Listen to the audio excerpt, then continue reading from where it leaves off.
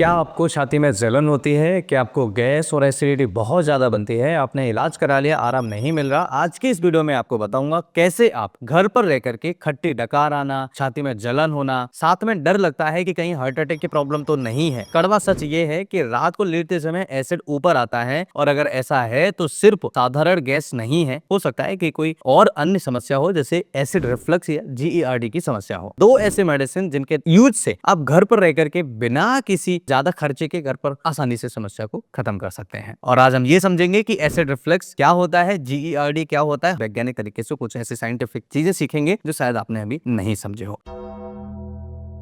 हमारे पेट में hydrochloric acid बनता है और ये डाइजेशन के लिए जरूरी होता है, लेकिन पेट और खाने की नली यानी ईसोफेगस के बीच एक वाल्व होता है, लोअर ईसोफेजियल स्फिंक्टर, जिसे एलईएस कहते हैं। यह वाल्व जब कमजोर हो जाता है तो एसिड ऊपर की ओर आ जाता है, जिससे हमें छाती में जलन होती है। रिसर्च के अनुसार GERD, gastro oesophageal reflux disease, दुनिया में 15 से 20% एडल्ट्स को प्रभावित करती है। तो समझने वाली बात है कि ये जो जीईआरडी की समस्या है ये आखिर होती ही क्यों है, ऐसे कौन से कारण हैं जिनकी वजह से जीईआरडी की समस्या देखने को मिलती है। और कई मरीज तो सुबह खाली पेट दवाई खा रहे हैं, शाम को खाली पेट दवाइयां खा रहे हैं, खाली पेट शाम को दवाइयां खा खा के परेशान हो चुके हैं, सुबह खा खा के परेशान हो चुके हैं, शाम को खाने से पहले ले रहे हैं, खाना खाने के बाद ले रहे हैं। आखिर इसके पीछे असली कारण क्या है, आज इसे समझने की कोशिश करेंगे। पहला कारण ओवर ईटिंग, ज्यादा खाना, पेट पर प्रेशर पड़ेगा और एसिड ऊपर आता है।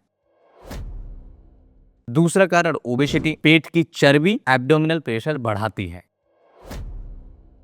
तीसरा कारण लेट नाइट डिनर करना, खाना खाकर तुरंत लेटना रिफ्लक्स बढ़ा सकता है।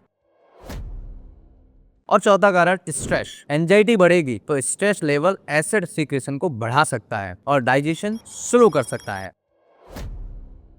पांचवा कारण स्मोकिंग और एक्सेस कैफीन, ये एलईएस यानी कि जीईआरडी की समस्या को बढ़ा सकते हैं। तो समझने वाली बात ये है, ये जो वाल्व लगा हुआ है हमारे खाने की नली के बीच में और स्टमक पेट के बीच में, वाल्वों को ये सब चीजें कमजोर कर देती हैं। अब ध्यान दीजिए, समझने वाली बात ये है कि हार्ट बर्न और हार्ट अटैक का अलग सिम्टम होते हैं। अगर चेस्ट पेन के साथ सीवियर प्रेशर लेफ्ट आर्म में महसूस होता हो, ठंडा पसीना आता हो, सांस फूलना स्टार्ट हो जाए, ये आपके लेफ्ट हैंड में रेफर कर रहा हो, तो ये इमरजेंसी सिचुएशन हो सकती है, हार्ट अटैक का दर्द हो सकता है। लेकिन अगर दर्द रेफर नहीं कर रहा है, लेफ्ट आर्म में जा नहीं रहा है, पसीना नहीं आ रहा है, सांस नहीं फूल रही है, तो डरने वाली कोई बात नहीं है। ये चीज हमेशा ध्यान रखिए। अब नेचुरल उपाय समझिएगा कैसे आप इसे कंट्रोल कर सकते हैं। होम्योपैथी की अगर हम बात करें, सबसे पहला मेडिसिन एसोफेटिडा बहुत इफेक्टिव मेडिसिन है। गैस, एसिडिटी, पेट साफ नहीं होता हो, कब्ज रहती हो, ऐसी कंडीशन में एसोफेटिडा 30 पोटेंसी में 5 सुबह 5 शाम को मरीज को देने से आराम मिलता है। और आप देखेंगे गैस एसिडिटी की समस्या, फ्लैट जिनको पास आउट हो रहा है, जिनका खाना अच्छे से पच नहीं रहा, उसकी इसमें बहुत इफेक्टिव तरीके से काम करता है। दो नेचुरल उपाय समझिए। पहला उपाय अर्ली डिनर रूल अपनाइए, यानी कि सोने से कम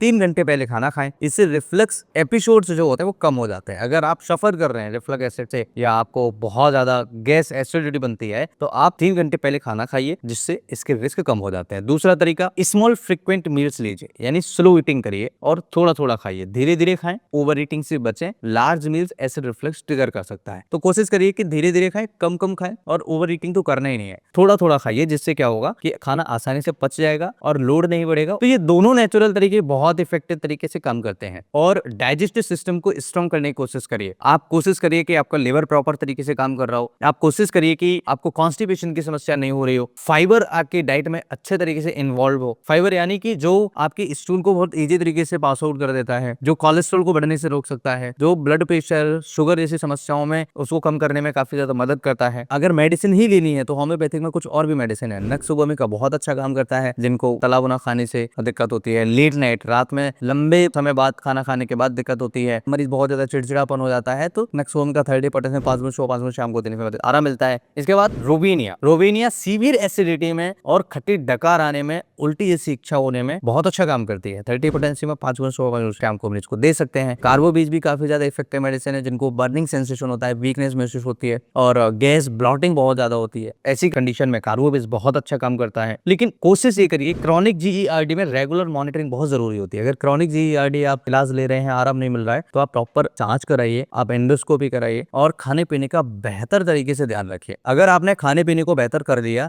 तो आपकी जीईआरडी की समस्या बिना किसी मेडिसिन के ठीक हो सकती है। इस वीडियो में 2 नेचुरल तरीके मैंने आपको बताए हैं जिन्हें करके आप बड़ी इजी तरीके से अपनी समस्या को कम कर सकते हैं, खत्म कर सकते हैं। कुछ मेडिसिन भी मैंने आप सभी के साथ में साझा करी है, उन मेडिसिन की मदद से भी आप अपनी समस्या को कंट्रोल कर सकते हैं। ये वीडियो आपको कैसा लगा मुझे कमेंट करके जरूर बताइए। अगर आप कुछ पूछना चाहते हैं तो मुझे जरूर बताइए। इसके अलावा ध्यान देने वाली बातें कुछ और भी हैं, जैसे अगर आपका वजन है तो वजन कम करिए, स्वॉलोइंग डिफिकल्टी है तो कोशिश करिए थोड़ा कम कम खाएं, धीरे धीरे खाएं, और ब्लैक स्टूल है तो प्रॉपर टेस्ट कराएं। अगर आपको काला स्टूल आ रहा है मोशन तो प्रॉपर टेस्ट कराइए, हीमोग्लोबिन का टेस्ट कराइए, और परसिस्टेंट वॉमिटिंग हो रही है तो आप एक अल्ट्रासोनोग्राफी जरूर कराइए। हो सकता है कि लिवर पे सूजन हो, लिवर बढ़ गया हो, जॉन्डिस जैसी दिक्कत हो रही हो, ये भी दिक्कत हो सकती है, या फिर इंटरनल कोई ब्लीडिंग हो रही है जिसकी वजह से कोई दिक्कत हो रही हो। तो एसिड रिफ्लक्स को इग्नोर मत करिएगा, लॉन्ग टर्म में इसोफेगस डैमेज कर सकता है, लेकिन सही लाइफस्टाइल, सही अप्रोच से जीईआरडी को कंट्रोल किया जा सकता है। डरने वाली कोई बात नहीं है। अपने पेट को हल्के में मत लीजिए, खाने की आदत सुधारिए, स्ट्रेस कम लीजिए, जरूरत से ज्यादा सही खाना, प्रॉपर तरीके से बैलेंस, और जरूरत हो तो सही सलाह लीजिए। वीडियो अच्छा लगे तो अपने दोस्तों के साथ जरूर शेयर करिएगा। कुछ पूछना चाहे तो कमेंट करिएगा। मैं फिर मिलता हूँ इसी तरह किसी इंटरेस्टिंग और टेस्टेड वीडियो में। तब तक स्वस्थ रहिए, मस्त रहिए, मुस्कुराते रहिए। नमस्कार।